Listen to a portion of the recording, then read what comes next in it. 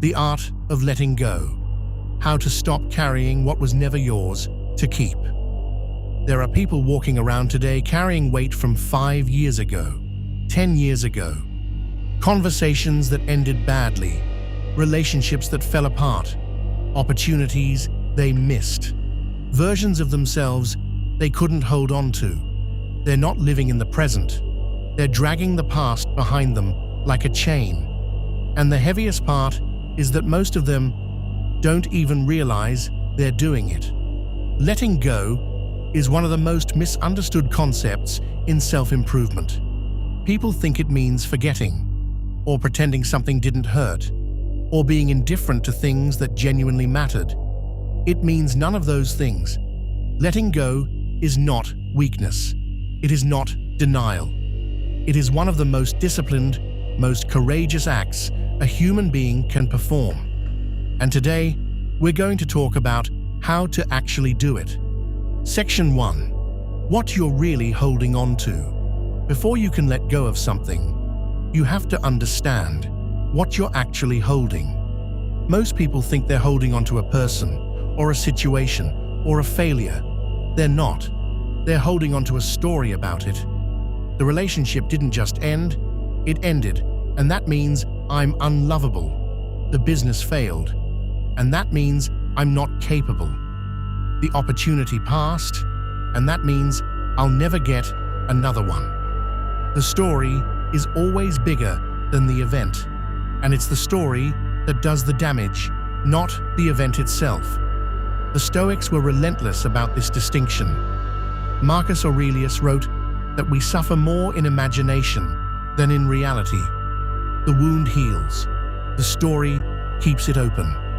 The first step to letting go is identifying not just what happened, but the meaning you attach to it, because the meaning is what you're really carrying. Section 2. The illusion of control. One of the deepest reasons people can't let go is because they're still trying to control something that has already happened. They replay it obsessively. They rewrite it mentally. They imagine different outcomes, different words, different choices, as if thinking about it hard enough will somehow change it. It won't. The past is the only thing in existence that is completely, permanently, unchangeably fixed. It is done. And every moment you spend trying to mentally undo it is a moment stolen from the only place where your power actually lives, right now. The Stoic philosophy of the dichotomy of control is especially powerful here. Some things are in your control, some things are not. What happened yesterday is not. What you do with today is. The moment you fully accept that the past cannot be changed, not intellectually, but deeply, in your bones, the grip it has on you begins to loosen. You stop fighting a battle that ended before you even started fighting it. Section 3. Forgiveness is not for them. A lot of people are holding on to anger, resentment, and bitterness towards someone who hurt them, and they've convinced themselves that holding on to it is justified, that letting go would mean excusing what was done, that forgiveness is something the other person has to earn. Here is the truth that changes everything. Forgiveness is not about them. It never was. Carrying resentment is like drinking poison and waiting for the other person to get sick. They've moved on. They may not even remember. And you're still here, years later, giving them rent-free space in your mind and energy they no longer deserve. Forgiveness is an act of self-liberation. It doesn't mean what happened was acceptable. It doesn't mean you have to let that person back into your life. It means you are choosing to stop letting that wound define your present. You are reclaiming the energy you've been feeding a grudge and redirecting it towards your own life. That is not weakness. That is one of the most powerful decisions a person can make. Section 4. Grieving. What was supposed to be. Some of what we carry isn't about other people at all. It's about the life we thought we were going to have. The version of ourselves we plan to be by now.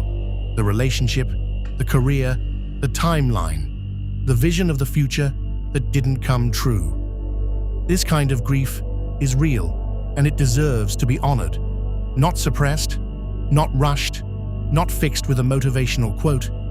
The gap between where you are and where you thought you'd be by now is a real loss. And pretending it isn't doesn't make it disappear. It just makes it fester underground.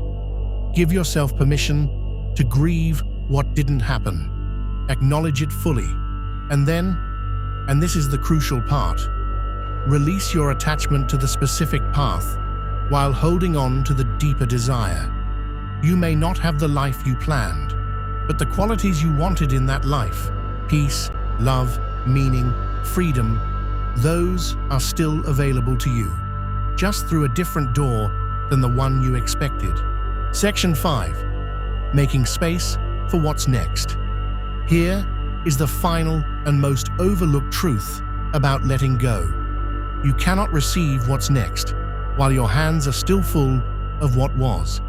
Every relationship you cling to after it's over takes up space where a new connection could grow.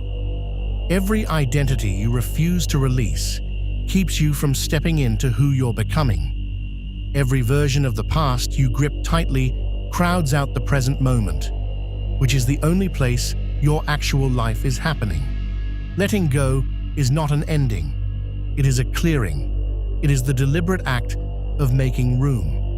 Room for new experiences, new people, new versions of yourself that cannot emerge while the old ones are still occupying all the space. The Stoics practice something called memento mori, the contemplation of impermanence. Not to be morbid, but to be awake. Everything passes. Every season ends. Every version of you is temporary. When you truly internalize this, clinging loses its appeal. You stop grasping at what was and start showing up fully for what is.